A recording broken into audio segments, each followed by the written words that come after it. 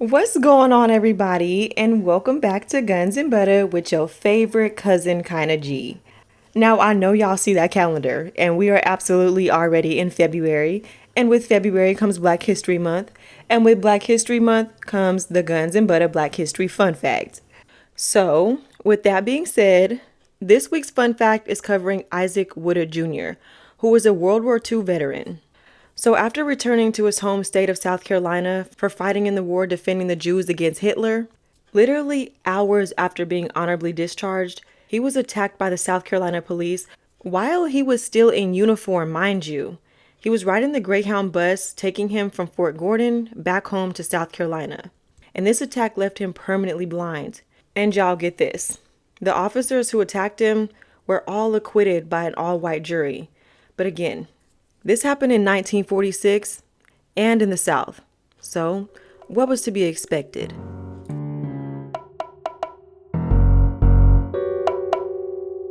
That's what it's all about. Guns and butter, baby.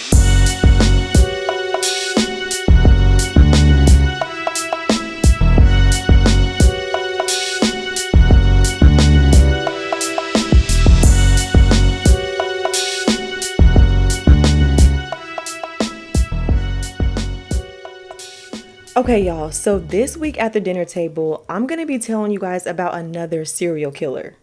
And I don't know what it is about the way that these serial killers grow up that makes them turn into serial killers, but just like a lot of the other serial killers that we've talked about, this one had a pretty tumultuous childhood. And on top of that, all of the signs were there that he was out here committing heinous crimes to women.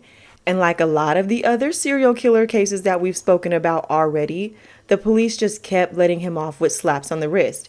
And because of that, committing crimes and getting away with them just got easier and easier for him. So the man that I'm going to be telling y'all about today, his name is Anthony Sowell, but he was known as the Cleveland Strangler. So Anthony, or Tone, I think they said he went by Tone. He was born in Cleveland, Ohio on August 9th, 1959, to his father Thomas Sowell Sr. and his mother Claudia Garrison. Now his parents were never married or actually officially together, so after he was born, his dad really didn't want anything to do with him and he pretty much abandoned him. So he was raised in East Cleveland by his mom and his grandmother. Now, his mom did what she could to raise 4 kids on her own. Like I said, she had the help of her mom, whose name was Irene Justice, and she was described as a really tough woman who was old school and she believed in getting your butt whooped, okay? But Anthony had an older sister by the name of Patricia, and she was 15 years older than him. And it's said that pretty much all of Patricia's life, she was described as sickly. She suffered from asthma, and when she was 18 years old, she had already had 5 children of her own. And eventually, her 5 kids grew to 7 kids. She had 3 boys and 4 girls. And according to one of Patricia's daughters, Leona Davis, she says that her mom was directed to stop having kids, but that didn't seem to stop her. Girl, 7 kids at 18 is crazy. So eventually, Claudia and her daughter Patricia had 7 kids each. And as you would imagine, their pregnancies were overlapping. Now, sadly, Patricia passed away from respiratory illness at the age of 27, which meant that Anthony lived in the same house with his mom, his grandmother, his siblings, and all of his nieces and nephews. So all of them were all pretty much the same age. Now, his sister's daughter, Leona, his niece, would later say that the first time she met Anthony, she thought he was a sweet kid, very nice, and Anthony was actually only a year older than her. So later on in life, Anthony would share a memory from his childhood. He says when he was 7 years old, at the time he didn't understand what was happening, but this memory or what was happening at the time just captivated him. He says that he watched his older nephew force his niece to do something that she clearly didn't want to do. He told investigators, quote, he took her into the closet and there was a lot of sexual activity going on in there. Wait a minute. His older nephew forced his niece, so they were siblings, I'm guessing. Now later, Anthony would allege that that same nephew began molesting him, and he would get violent when Anthony would fight back. He would continue on to tell investigators that for some reason, Claudia wasn't happy about having to raise her grandchildren, and they became the object of her daily rage. Leona, which was Claudia's granddaughter, said that she would target certain kids more than the others, and according to her, beatings were daily, like they were nonstop, and somebody was getting their butt whipped every day. Claudia would beat the children with anything from belts, coat hangers, but one of her favorites and most frequently used object to use to beat the kids were thin switches that came from the garden or even electrical cords. Leona says that one of her brothers was scarred so badly from these beatings that he couldn't wear shorts or short sleeve shirts for the rest of his life. Now, there were some conflicting reports that Claudia would only beat her grandchildren, but there were also reports that she would also beat her children just as well, just not as bad as her grandchildren. But growing up in that household, all of the kids were expected to complete their daily chores. And at the time, Claudia worked as a dry cleaner, and her mom, Irene, worked cleaning houses. And it's said that Claudia only agreed to take in her 7 grandchildren for the extra welfare benefits that it provided. But none of the kids were allowed to speak, make a mess, invite friends over, celebrate birthdays, holidays, and most importantly, they weren't allowed to eat anything without permission. And like I said, they were beat or whooped daily. And most of the punishments happened to the girls. They were stripped naked, tied to the banister at the foot of the stairs, and whooped with extension cords or switches. Leona would go on to recall if there was dirty dishes left in the sink, Claudia would wake all the kids up at 2 a.m. and she would interrogate all of the kids. Which one of y'all did this? Which one of y'all left a dish in my sink? And whoever confessed would be beaten while the others were forced to watch. And as the girls got older, their bodies were developing, but they were still forced to strip naked in front of all of the other kids. And this is kind of where it all started for Anthony, because he was starting to look forward to these beatings. He enjoyed watching his nieces stripped down naked and watching them be beat and humiliated in front of everyone. And despite him being only 11 years old, he began to get sexually aroused from this. Anthony's older brother would later admit to stealing soda or candy from his mother and then blaming it on Leona or her sister and then watching them strip and get beaten. But by 11 years old, Anthony had started raping Leona as well as her younger sister several times a day. And not only was Anthony raping his nieces, but his brother was raping them as well. But Anthony and his 2 other brothers loved the ritualistic beatings of watching their nieces be degraded and humiliated by his mother and by their grandmother. And for him, this became a requirement in order to be sexually aroused. But if Leona refused to go upstairs with her uncles, she was then beaten and dragged upstairs anyways. Eventually, Leona and her sisters began to run away.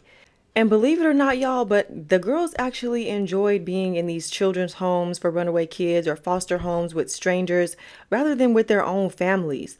And Leona would go on to say that one time she snuck into the children's home where her older sister was staying, and she managed to hide in plain sight for 2 months. But to her surprise, when they finally figured out that she was there, they returned her back to the home, only to be tortured and raped again daily. Now, eventually, Leona just couldn't take it anymore, and one day while Claudia was at work, she set a pile of clothes on fire in the house. But when the fire department came, she confessed without a problem. It was me. I did it. Please take me. And as a result of the arson, she was placed in a children's psychiatric hospital, where someone finally believed her. She would later go on to say that the rest of her life was a blur, filled with suicide attempts, blackouts, drug abuse, and mental illness. Now, despite being a nasty pedophile while in his own home, outside of his home, Anthony was considered nice, quiet, and polite. And neighbors would even describe him as respectful. And in high school, he even started dating a nice young girl, who would later become his wife and the mother of his only child named Julie. So for a while, this relationship kept him from raping his nieces. But the marriage was very short-lived and they quickly got divorced. Later, Julie would say that once her parents divorced, Anthony pretty much divorced her too. He pretty much did exactly what his dad did to him. He pretty much abandoned her and didn't want anything to do with her. But in the spring of 1997, Anthony enlisted into the Marines. And surprisingly, Anthony thrived in the structured environment that the military provides. While overseas, he met his second wife, who was a fellow Marine by the name of Kim Yvette Lawson. He would later describe this as the most successful relationship that he's ever had. He said that Kim understood him more than anyone else. However, his childhood trauma and the behaviors that came with it would eventually ruin the relationship. Because you see, Kim was everything that Anthony wasn't, everything that he didn't have growing up. She was affectionate and loving, touchy-feely, and this was kind of cringy and a turnoff for him. And he could only become sexually aroused if violence was involved. And after several incidences of domestic violence, the marriage ended. Kim divorced Anthony the day that she got out of the Marines, and Anthony would be honorably discharged from the Marines in 1985 after 8 years of service.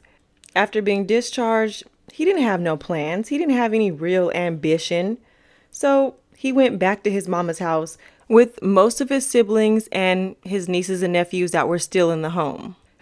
And after being home, it didn't take him long to find a job in an auto parts shop, where he was well liked and he was good at his job. And for a short while, things were going well in Anthony's life. Well, that was until he crossed paths with a woman by the name of Melvette Stockwell.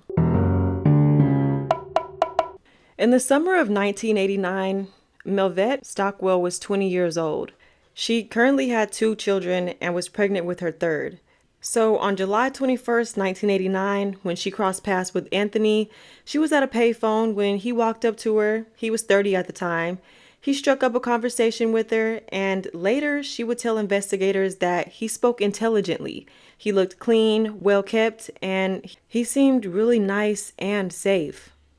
So when he offered her a ride, she gladly accepted.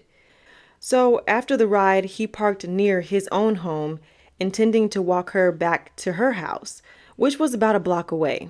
However, she made the mistake of agreeing to go upstairs to his room for a short little visit. Now, his room was in the attic space of the 3rd floor. And she would later tell investigators that there was never an agreement on sex or anything like that. I mean, in her mind, I'm sure she was thinking they were probably just going to go upstairs, just talk, get to know each other a little better. But as soon as she walked in the door, his demeanor completely changed. He slammed the door shut and locked it with the deadbolt. Then this crazy man pushed a heavy suitcase in front of the door and took out a large knife. And for the next 12 hours, he raped and beat her in unspeakable ways. So if y'all remember, as a child, he would watch his cousins get stripped naked, tied to the banister, and constantly beat and tortured by his mom and grandmother with electrical cords and whatever they could find. So psychologists believe that during this time where his body was going through puberty, he would then equate the feelings of sexual arousal with violence and cruelty. But after 12 hours of continual rape and torture, Anthony was tired, but he wasn't done with Melvette. So this man went ahead and tied her hands behind her back with a belt, stuffed a rag in her mouth, and he went to sleep. He would periodically wake her up, choke her out, then rape her again before falling back to sleep. And at one point he even told her, "You might as well say your prayers because I'm going to kill you. I'm going to beat you and then I'm going to kill you. But first, I'm going to sleep because I'm too tired to kill you right now." But he loved to terrorize women before killing them. He enjoyed looking at the fear in their eyes. But Melvette was determined to survive, and she knew that she only had a small window of time to try to escape while he was sleeping if she wanted to survive. So, when he finally went to sleep again, she carefully climbed out of bed with her hands still tied behind her back. She silently walked over to the window, and using her head, shoulders, mouth, and chin, she was able to open the window. Now, the window was surrounded by a small ledge, which allowed for her to crawl onto the roof of the home. There she stood naked and bound. With the gag still in her mouth, she began making noise to get the attention of 2 women walking by. And at first, they didn't know what they were seeing. So they started to wave at her. But then they quickly realized that she was covered in blood and she was clearly in danger. So they called the police, and within minutes, police, fire trucks, and the whole nine was at the house. When the ambulance arrived, the police stormed into his room while he was still sound asleep. In fact, this man was still knocked out when two officers had to go through his room to rescue her from the roof. They had to bring her back through the window and walk her through the house. And as she was being taken through the house by the ambulance, Anthony's sister Teresa was yelling at her, like, "Why didn't you scream for help? Why didn't you make a noise? Something." Now, of course, he was arrested, but later bonded out. But he didn't show up to his court date, and 7 months later, he was arrested again for a second crime. On June 24th, 1990, a 31-year-old woman who was 5 months pregnant at the time made a similar allegation against Anthony. She tells officers that Anthony approached her, came up behind her, placed her in a chokehold, and told her that she was his bitch now, and she better learn to like what he's about to do to her. He dragged her into his house, up to his room, where he spent the next few hours vaginally, orally, and anally raping her. And she's begging for her life, begging for mercy for her and her unborn baby.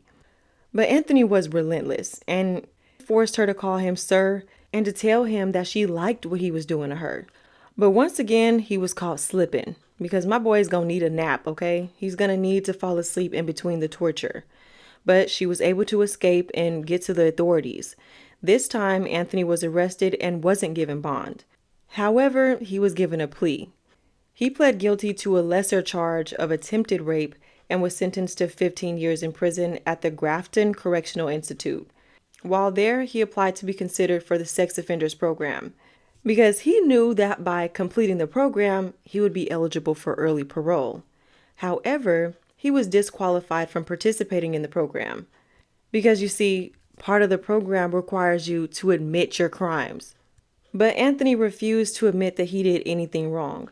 Instead, he argued that the sex was consensual and the women changed their mind after the fact. So, as a result of being too prideful to admit, take accountability, he served every single day of that 15-year sentence. And y'all get this. Surprisingly, Anthony thrived in prison. Just like in the military, it had that institutional structure that he needed.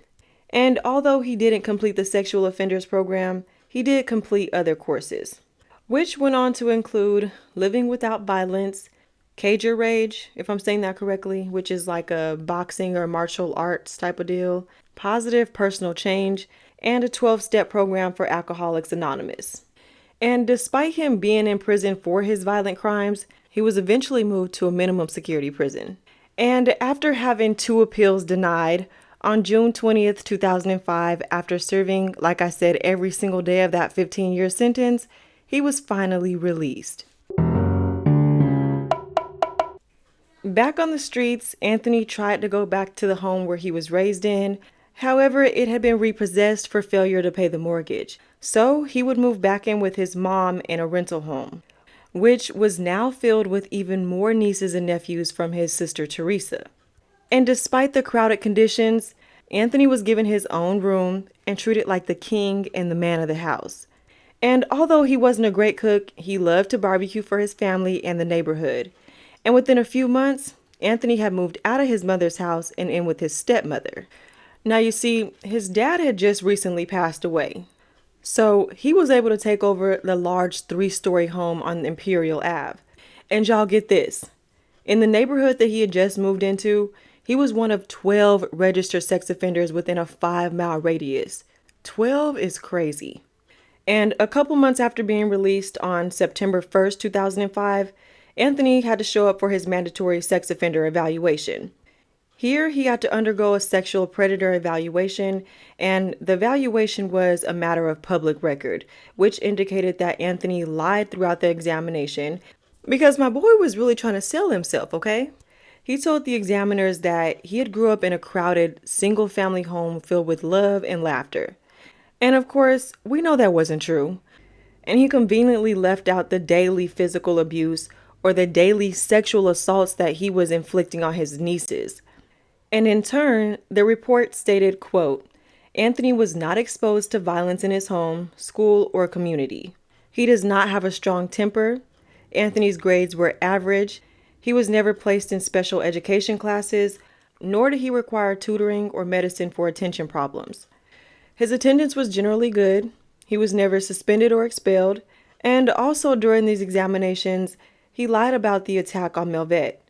Instead of admitting that he met her the night of the attack, he instead claimed that they had known each other for 18 months. He went on to continue his lies by saying that he had allegedly paid for consensual sex, and he was heavily drunk at the time of the encounter. And he told the evaluators that he only pled guilty because he had ineffective counsel who suggested he do so. And he also blamed the assault on a drinking problem that he successfully overcame while in prison. He also said that his first sexual encounter was at the age of 17 years old, and it was a normal encounter. But he did admit to paying for sex while he was in the Marines, and he insisted that his interest in porn was, in his words, normal. And he denied having any violent sexual fantasies and described himself as just an unlucky guy who went to prison for a consensual act. So with that, the analyst wrote, Anthony was attentive throughout the interview. He demonstrated a full range of emotional expressions, and his speech was appropriate for the rate, tone, and volume. He was generally cooperative and polite. His thoughts were organized and logical. His responses were clear and understandable. And the report was concluded with the recommendation that he be labeled low risk for reoffending, when in reality, the facts of his crimes alone meant that he should be evaluated for the highest risk of reoffending. However, because this opportunity was missed to accurately classify him, he was then allowed to go on to commit violent and sadistic crimes for the next 5 years. All right, cousins. So the house that he was living in was located on 12205 Imperial Ave. And the house was located right next door to a really popular sausage factory called Ray's Sausage Factory in the Mount Pleasant suburb of Cleveland. And the factory actually brought a really savory and delicious smell to the neighborhood for decades without any complaint.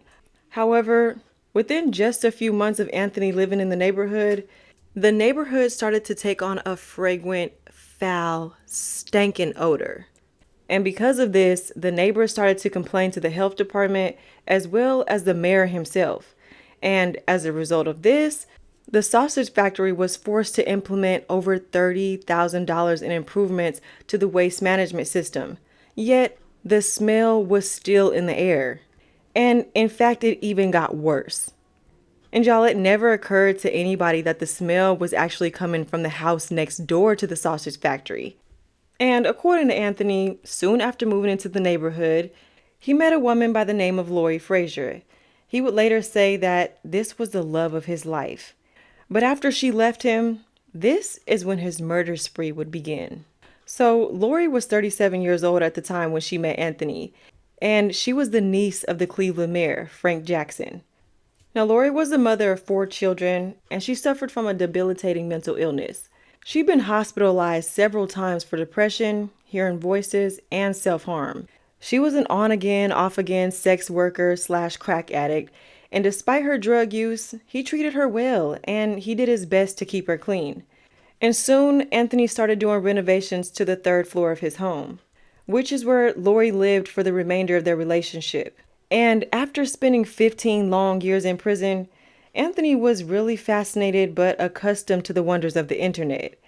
And one of his first purchases that he made was a secondhand computer. And with this computer, he goes ahead and creates himself a profile on a site for people with unusual sexual interests. But he in particular was very interested in the slave and master lifestyle. And as I'm looking at this, I see that, if he was not so crazy and weird about his situation, a lot of people are like him. They like to be tied up and dominated and whipped and things like that. Like that's a real thing in sexual fantasies. And in an ad he placed on an online forum, he states, quote, "If you're submissive and like to please, then this master wants to talk to you. So get your ass over here now." And with this, he goes on to, have a wish list of items that he likes. He states, quote, "Please, anytime, any place, in any way. And this man was determined to bring in a third sexual partner with him and Lori. But not everybody is into the same things that he was into, and Lori definitely was not interested. And for those reasons is why he lost Lori, the only woman he's ever loved. And this allegedly enraged Anthony. It made him hate all women who were crack addicts. The first known victim of Anthony was a woman by the name of Crystal Dozer. She disappeared on Mother's Day in May of 2007. At the time of her disappearance, she was a 37-year-old mother of 7. Now, she had lost custody of all 7 of her children due to neglect, abuse, and drug abuse. She was only 13 when she had her first child, then again at 14, and the babies just continued to roll on out. Eventually, Crystal's mom, Florence Dozer, would take custody of 2 of her children, and the other 4 would eventually be adopted by family. Her 11-year-old son was adopted by his foster mom, but he died of an asthma attack. Now, because of the lifestyle and the type of environment she was in, now I'm not sure if this is true or if she was married multiple times, but it says several of the men that Crystal married forced her into sex work to fund their addictions. But she had been arrested several times for solicitation, drug possession, theft, and receiving stolen property. But as we continue on, you'll notice that all of these victims were missed and they were loved, despite the lifestyles that they chose. Crystal's disappearance was noticed. She was reported missing by both her mom and one of her children, but the police weren't interested in locating her. They told the family that it wasn't illegal for an adult to voluntarily go missing. And given her background, they assumed that she was just on one of her drug benders somewhere, but eventually she would come back like she had always done. And because of this, the family would go on to hang up over 200 flyers throughout the neighborhood looking for their mom. And one of the flyers was even placed on a light pole right in front of Anthony's home. But anytime Anthony saw the flyer for the missing woman, he would immediately tear it down and throw it away. But after Lori broke up with him, she would continue to visit him periodically. But it was like every time she would come by for a visit, she would find something new, even more disturbing than the last time. And the house always smelled rancid. But Anthony would just tell her, oh, something just died in one of the walls. And on one of these occasions when Lori came over, she recalls there being blood all over his room, all over the walls, the ceilings, and the floor. And on top of that, Anthony was covered in scratches and bruises.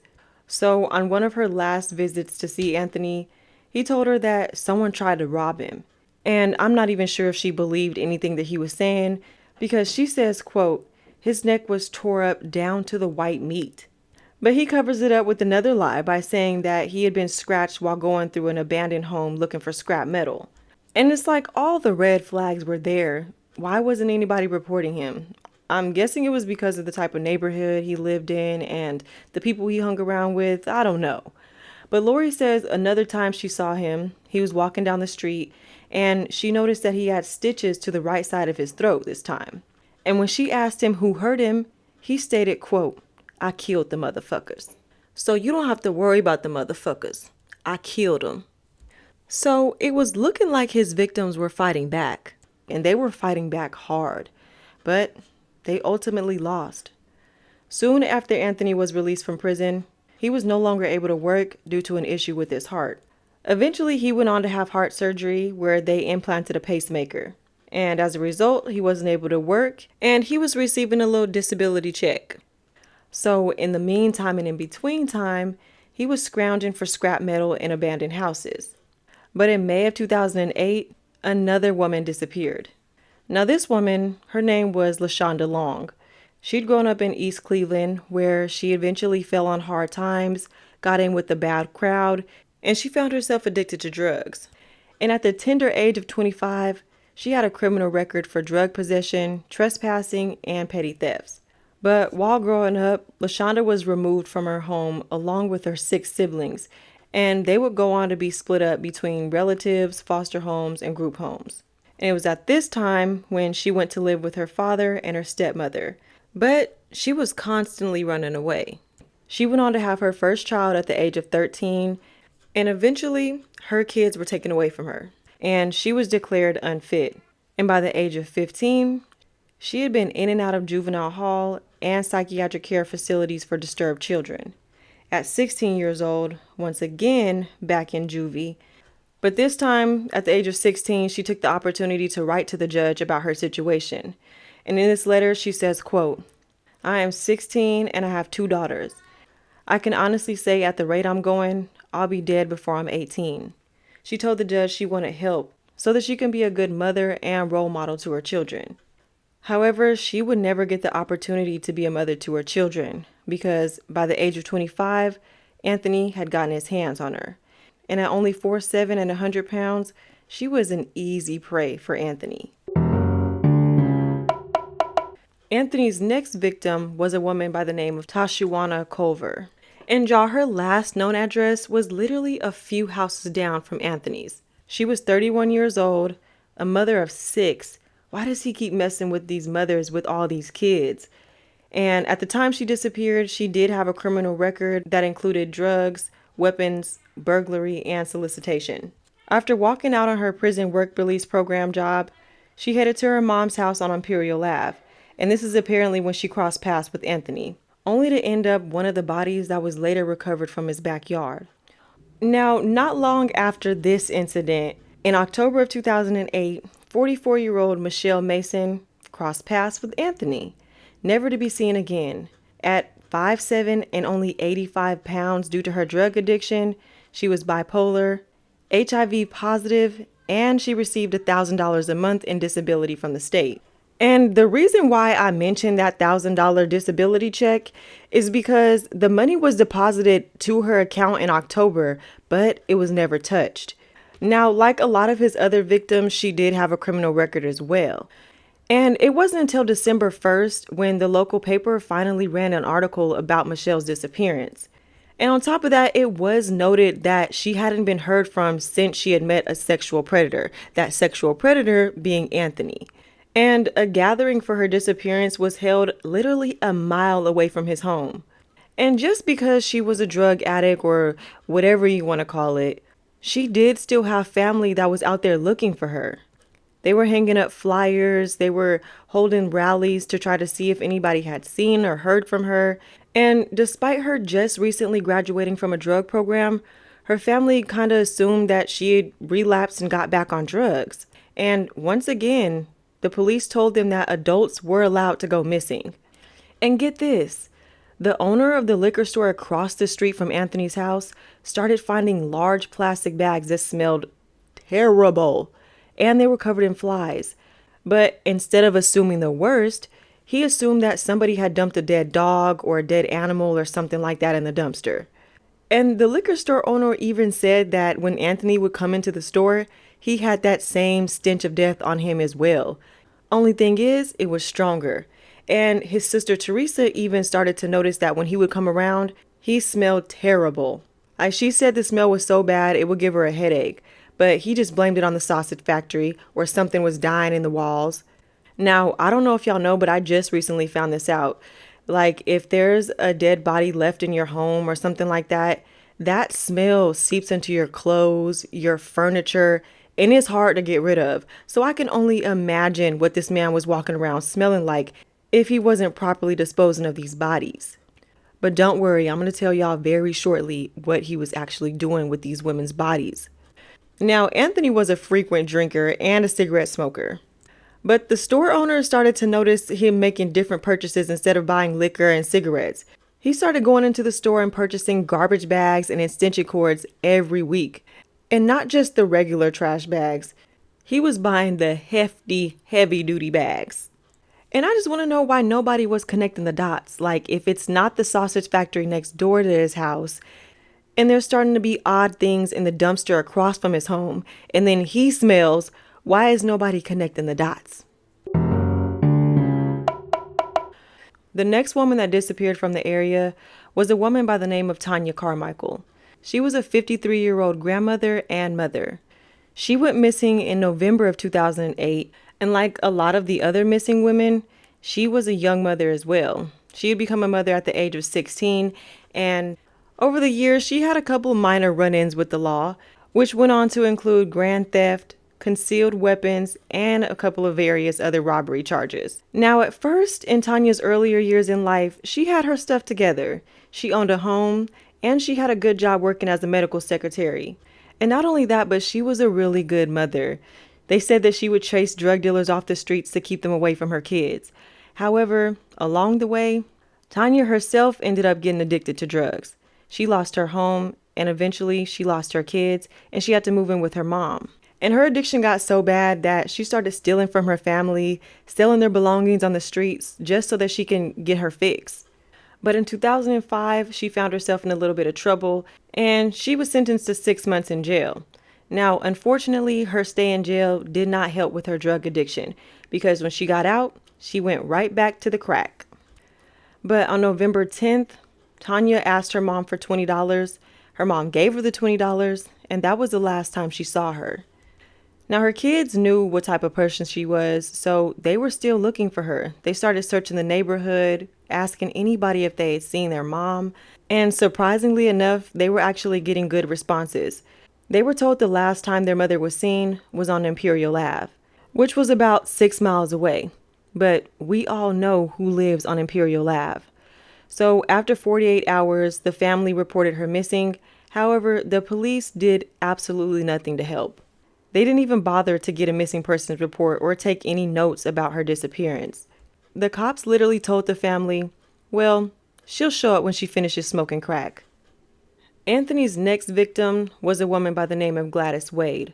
She became addicted to crack at the age of 24, and she had a criminal record as well for solicitation, battery, assault, drug possession, and theft. But on December 8th, 2008, Gladys was 40 years old, and she had just gotten out of jail 2 weeks prior to this.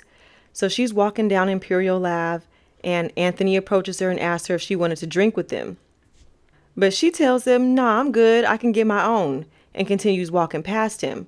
But before she can turn around, she was being grabbed around the neck and dragged into his house. By the time she had gotten into the house, she had blacked out.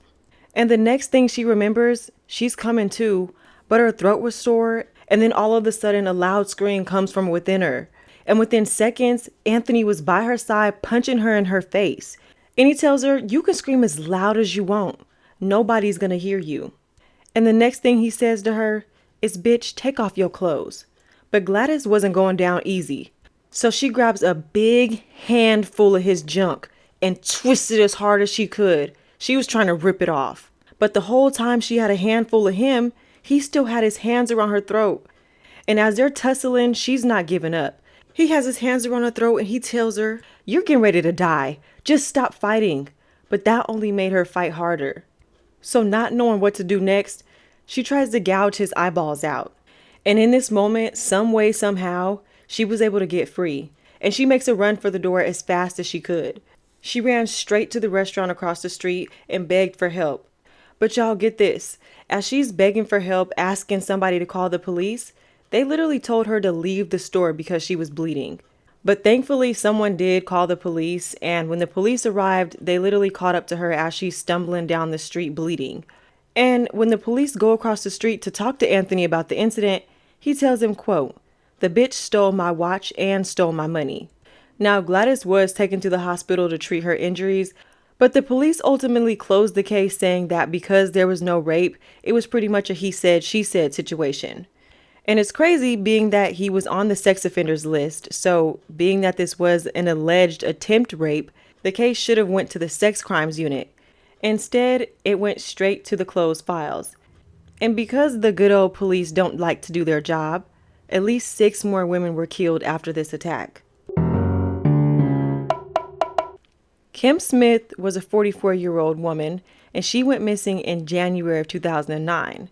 Now, Kim was a primary caretaker for her father, who was wheelchair bound. She would cook for him, clean, take care of all of his personal needs. And after waiting 2 days to report her missing, only to be told that she would come back on her own when she was ready. Her dad would go on to place missing person flyers around the neighborhood, and he even offered a $500 reward for any information leading to her whereabouts. But unfortunately, nothing came of it. The next victim was a woman by the name of Imelda Hunter. She was 47 years old, and she went missing in April of 2009. Now, unlike the other women, she had known Anthony for years, and she had been to his house a number of times as well. So, according to her son, he says the last time he seen her was on April 28th. She was walking to one of her friend's house on Imperial Ave, and by the time nightfall hit, her family knew something was wrong. But her family never bothered to report her missing because they already knew the police weren't going to do anything to help. So instead, they took matters into their own hands and did what all the other families did and placed flyers of missing persons around the neighborhood. And although police did know that Anthony was a registered sex offender, a lot of his neighbors had no idea. So nobody was connecting him to the smell of decay in the neighborhood or to all of the women going missing in the neighborhood. So right after the disappearance of Imelda, 45-year-old Nancy Cobbs goes missing next. Now, after Nancy went missing, her friend, of course, notices this. And her friend had actually dated Anthony on and off. So after her friend went missing, she goes by Anthony's house to, do some crack, drink some alcohol. And as they're about to start smoking crack, he turns into a monster right before her eyes. He jumps on her, pushes her to the ground, and asks her why she didn't come back the week prior. And he's yelling at her, screaming. He says, "Bitch, you could be the next dead crackhead bitch on the street, and nobody would give a fuck about you." Now, at only 5'4" and 81 pounds, she had no chance of fighting off this man. So instead, she tries to calm him down. She says, "I'll do whatever you want me to do." Then he called her a bitch and told her to take her clothes off. So she did as she was told. She said at this point, his face had completely twisted and started to look like a madman. And then he began punching and slapping her around. And she can feel her eyes swelling shut. But Tanya wasn't trying to die. So she tried to talk to him sweet, like they were still friends. "Please don't do this to me, please. I'll do whatever you want, Tone." And then she asked him to stop tripping on her and to just let her go to the bathroom. But for the next 10 hours, Anthony repeatedly beat and raped her. But the next morning, when they got up, she acted like she had to make a phone call. So she walked to the door and just pretended like nothing had happened. Luckily, she was able to make it out of his house alive, and she never reported their rape or assault to authorities. However, she did let one of her close friends on the street, Janice Webb, know what had happened to her. And she tried to encourage her to be careful if she was around him. But despite her warning signs to Janice, she was still the next woman who went missing. Janice Webb was a 48-year-old woman, and she went missing in June of 2009. Now listen to this, because according to the book entitled Nobody's Woman by Steve Miller, Janice had a high probability of being found missing in the beginning because she would walk the streets of Imperial Ave alone all the time, looking to earn money as a sex worker. And on top of that, she was doing drugs like crack and cocaine, so she made herself a really big target for Anthony at this time. So Janice had been arrested back in 2003 for possession of crack, along with a couple of other friends. And unfortunately, like many of the other women that we've discussed already, going to prison or going to jail just wasn't enough to keep them clean. But in '05, she relapsed hard. Her sister would later say that Janice would always say that she wanted to kick her addiction, but she would always relapse. And eventually, her addiction led to her committing crimes in order to support her habit, including burglary and assault. But up until June 3rd of 2009, Janice would keep in contact with her sister every day, just to check in, tell her she's okay. But then all of a sudden, the call stopped. And that's when she knew something had happened to her sister. And Janice's missing person flyer joined all of the others going up and down Imperial Ave. And yet and still, nobody was connecting the dots to Anthony. His next victim was a 48-year-old woman by the name of Diane Turner. She went missing in September of '09. Now, Diane had a pretty extensive criminal history, which included 15 separate drug offenses on her record. By the age of 24, she had 3 children, and all of them were in the custody of the state due to neglect and abuse. But like most mothers, she was fighting hard to try to get them back. But she just couldn't keep it together long enough to get her kids back. In one CPS report, it states, quote, "Due to her drug abuse and the inability to provide proper care to her children, the children should be removed from her care. The mother has had numerous opportunities to improve herself in services, but she is yet to do so, and she is not likely to provide for her children in the near future." And all of her life, she struggled with epilepsy and mental health problems, which led to her crossing paths with Anthony, where he would later go on to kill her and disregard her body to decompose in his apartment like trash. His next victim was 33-year-old Talisa Forston, and she went missing in June of '09. Talisa grew up in the foster care system, where she went on to be adopted at the age of 9. Both of her parents were on drugs, and they had lost permanent custody of her when she was only 5. But her adopted mother did everything she could to try to provide for her. But at the age of 14, she started smoking weed, and that eventually switched to cocaine at the age of 20. Now, another surviving victim of Anthony's was a woman by the name of Latundra, and she just so happened to be friends with several of his other victims, like Diane Turner and Nancy Cobb. So, being that she herself had also been attacked by him, when she finally went to the hospital to report the rape, to her surprise, they informed her that they already knew about Anthony and that several other women had already come in and reported being assaulted or raped by him. Wait a minute now. So y'all knew that all these allegations were being made against him and he's still a free man at this point? Now, they did say that one of the problems that was occurring was that a lot of these women didn't have permanent addresses or phones to follow up with them about the allegations that they had made. So when the police went to Anthony's home to, arrest him for the assault on Latundra, plus another assault that happened a few days prior to her assault, they immediately smelled that pungent, fragrant odor of death and decay.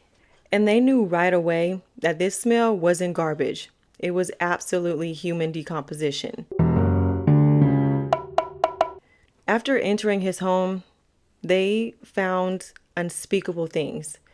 Not only was it littered with trash and old food boxes and clothes everywhere, they found 4 decaying bodies on the 3rd floor of his house.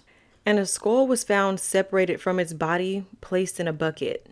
They also found 2 more bodies in the basement and 5 bodies buried in his backyard.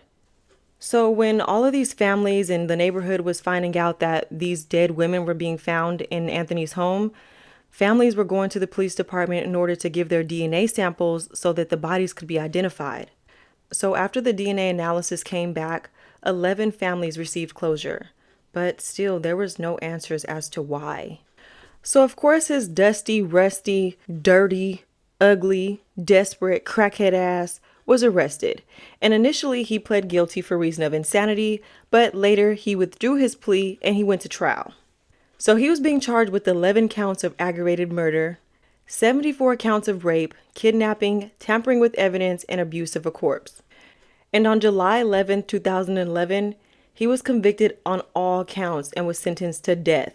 So, of course, he tried to appeal his death penalty, but right in the middle of his appeals, on February 8th, 2021, he died. He died? What? This always happens. This could not be real.